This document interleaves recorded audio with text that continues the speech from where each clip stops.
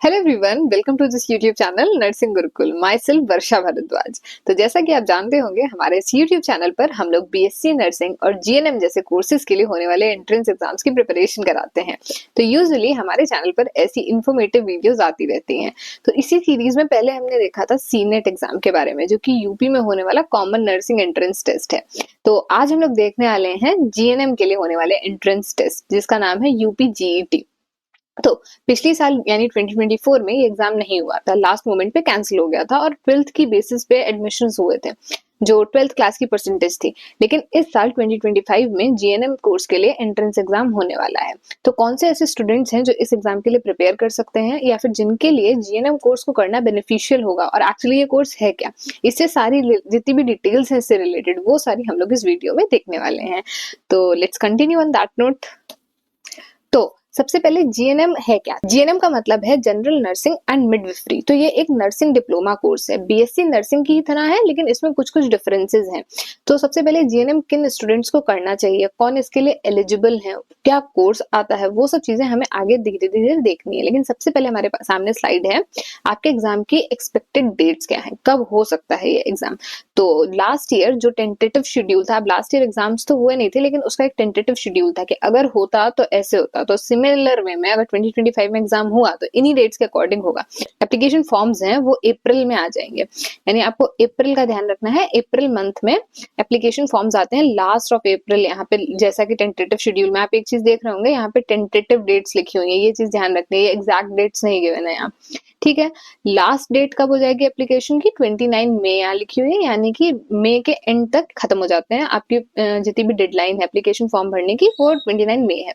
Admit cards जून में मिल जाएंगे और मेन एग्जाम आपका मिड जून में गिवन है। मतलब कि आप अब ये एक्सपेक्ट कर सकते हैं कि मिड जून में आपका एग्जाम हो सकता है जीएनएम के लिए एंट्रेंस एग्जाम जो भी होने वाला है।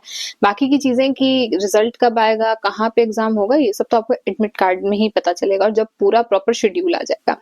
तो एग्जामिनेशन होता किस तरीके से है, जो भी एंट्रेंस टेस्ट होगा उसकी क्या मोड ऑफ एग्जामिनेशन है, कितने क्वेश्चंस आएंगे, एलिजिबिलिटी क्या है, वो सब स्लाइड में देखेंगे हम लोग। तो मोड ऑफ एग्जामिनेशन आपका रहता है pen paper mode, OMR sheet के थ्रू। ओएमआर शीट आपने देखी होगी, आपको 4 रिस्पॉन्सेज मिले होते हैं, आप क्वेश्चन पेपर में से क्वेश्चन पढ़ के एबीसीडी में से किसी एक को फिल करना होता है। तो वो तो हो गया ओएमआर शीट के लिए।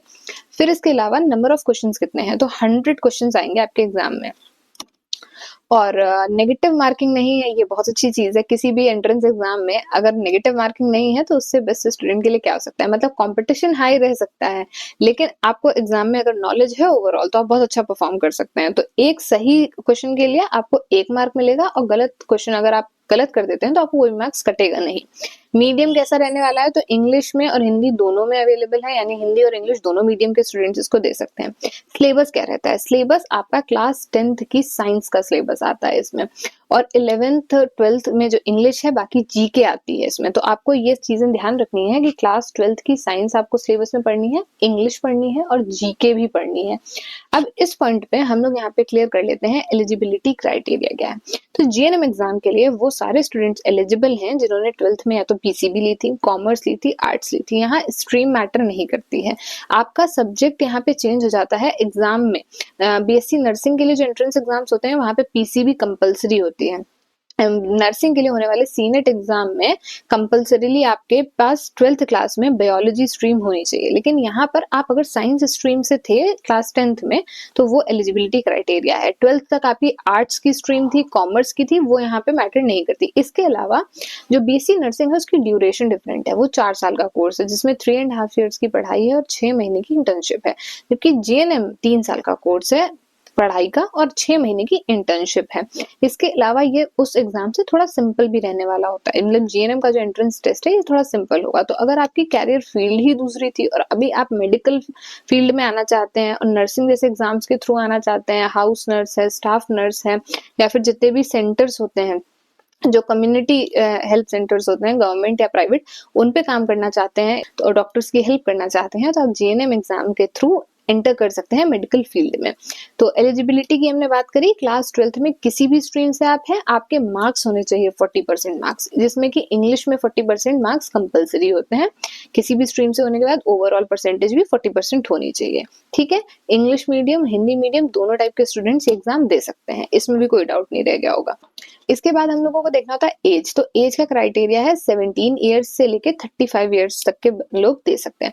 देखिए, आप 12th पास करके ये एंट्रेंस एग्जाम देके जो भी जीएनएम कोर्स के लिए होता है, जैसे जैसे अभी अलग अलग स्टेट्स का आपको पता चलता जाएगा, 12th पास करके आप एग्जाम दे सकते हैं। और हायर एज लिमिट क्या है, मतलब अपर एज लिमिट क्या है, 35 ईयर्स की। तो ये एक ऐसा एंट्रेंस टेस्ट होने वाला है जो पूरे ऑल इंडिया लेवल पे नहीं होता, हर स्टेट के अलग अलग क्राइटेरिया, इवन अलग अलग कॉलेजेस में मेरिट बेस्ड सिलेक्शन भी होता है जीएनएम कोर्स में। मतलब कुछ कॉलेजेस में आपकी 12th की परसेंटेज के बेसिस पे आपको सेलेक्ट किया जाता है इस कोर्स के लिए। तो आपको पहले तो, अगर अभी आप क्लास 12th में ही हैं, तो ये फोकस करना है कि परसेंटेज ऐसी हो कि आपको किसी भी कोर्स में एडमिशन इजीली मिल जाए। बाकी अगर 40% के अबव हैं आप, तो आप जीएनएम के लिए तो एलिजिबल हैं ही हैं। तो यहाँ तक हमने बात कर ली है एलिजिबिलिटी, एज और जो भी इसकी ड्यूरेशन थी 3.5 ईयर्स की, इंटर्नशिप इंक्लूडेड है। तो आपको किस टाइप के जॉब रोल्स मिल जाते हैं, तो जो भी स्टाफ नर्सेज होती हैं, जो भी कम्युनिटी हेल्थ वर्कर्स होते हैं, जो होम विजिटर्स होते हैं, इस टाइप के जॉब रोल्स के लिए आप एलिजिबल हो जाते हैं इस कोर्स के बाद। तो जॉब सिक्योरिटी तो रहती है। जैसे जैसे टाइम बढ़ता जा रहा है, वैसे वैसे नंबर ऑफ पेशेंट्स बढ़ रहे हैं, नंबर ऑफ डिजीजेस बढ़ रही है, और लोगों को हेल्थ केयर में ऐसे लोगों की बहुत जरूरत है जो उनको नर्सिंग के थ्रू हेल्प कर पाए। तो टाइम के साथ हमारी मेडिकल फील्ड में डॉक्टर्स की और नर्सेस की जरूरत बढ़ती जा रही है, इसलिए जीएनएम कोर्स है, बीएससी नर्सिंग है, ऐसे कोर्सेज की डिमांड भी बढ़ती जाएगी, क्योंकि ऐसे लोग इन फील्ड्स में काम के लिए ज्यादा चाहिए। तो अगर आप मेडिकल फील्ड में जाना चाहते हैं तो एक बेटर ऑप्शन रह सकता है आपके लिए। इसके आगे हम लोग कोर्स को डिटेल में डिस्कस करेंगे। फिर इसी नोट पे हम लोग डिस्कस कर लेते हैं एक चीज, अगर आपको जीएनएम एग्जाम की प्रिपरेशन करनी है तो आप हमारे जो टारगेट गुरुकुल ऐप है उस पर जाकर कोर्सेज को चेक कर सकते हैं। वहां पर कुछ ऐसे पेड बैचेस चल रहे हैं जहां ऑलरेडी प्रिपरेशन कराई जा रही है। इसके अलावा हम लोग यूट्यूब पे भी ऑलरेडी सीनेट एग्जाम के लिए सीरीज चला रहे हैं, एमसीक्यू प्रैक्टिस सीरीज। तो अगर आप जीएनएम एग्जाम की भी तैयारी करना चाहते हैं यूट्यूब से, तो हम लोग उसके लिए भी सीरीज लेके आने वाले हैं बहुत ही जल्द। यूट्यूब पे एमसीक्यू सीरीज चलती है, बाकी ऐप पर पेड बैचेस में प्रॉपर थ्योरी क्लासेस हैं, क्वेश्चन प्रैक्टिस है, टेस्ट सीरीज है, ये सारी चीजें चलती हैं। तो आपके जितने भी सब्जेक्ट्स हैं इनकी सारी क्लासेस ऑलरेडी चल रही हैं। तो आप एक बार टारगेट गुरुकुल ऐप पर जाके पेड बैचेस चेक कर सकते हैं। अब चलते हैं कोर्स एक बार देख लेते हैं डिटेल में।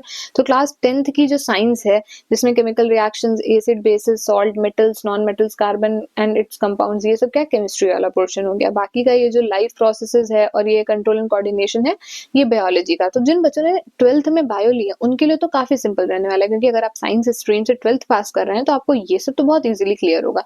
फिर यहाँ तक ये ह्यूमंस रिप्रोडक्शन और एवोल्यूशन, ये सब भी बायोलॉजी में आ गया। बाकी का ये फिजिक्स में है, लाइट रिफ्लेक्शन, रिफ्रैक्शन, ह्यूमन आई बायोलॉजी से रिलेटेड है, लेकिन फिर रिफ्लेक्शन इसमें भी पढ़ना रहता है, इलेक्ट्रिसिटी, मैग्नेटिज्म और लास्ट में अवर एनवायरमेंट, ये सारे आपका साइंस का कोर्स है। तो साइंस मेजर सब्जेक्ट है जो इस एग्जाम से रिलेटेड है। बाकी आपको इन्हीं सबसे रिलेटेड चीजें आगे इस पूरे कोर्स के टाइम में भी पढ़नी है। जितना भी आपका 3 साल की पढ़ाई रहती है उसमें इन्हीं सब चीजों को एलोबरेट करके पढ़ना रहता है।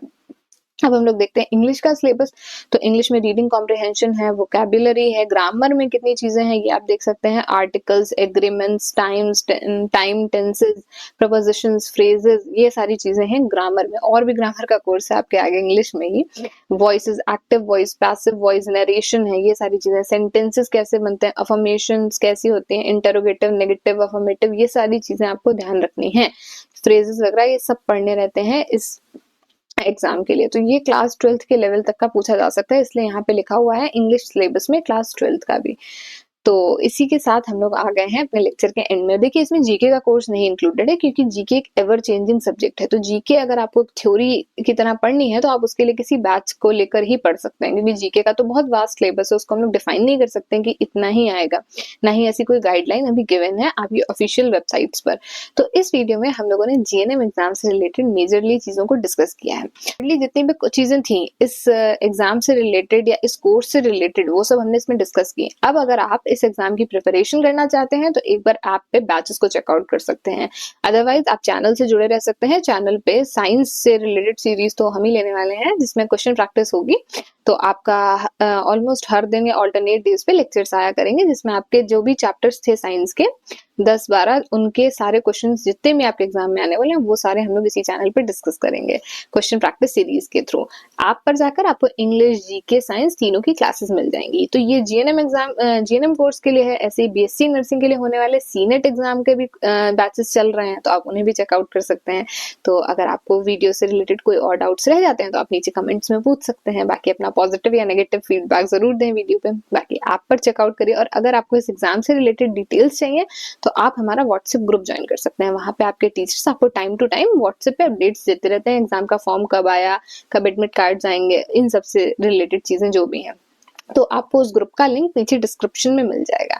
तो आई होप आपको इस वीडियो से कुछ हेल्प मिली हो। जो भी डाउट्स हैं आपके वो नीचे कमेंट कर दीजिए। Thanks for watching this video and stay tuned for more such videos. Varsha Bhardwaj this side, signing of.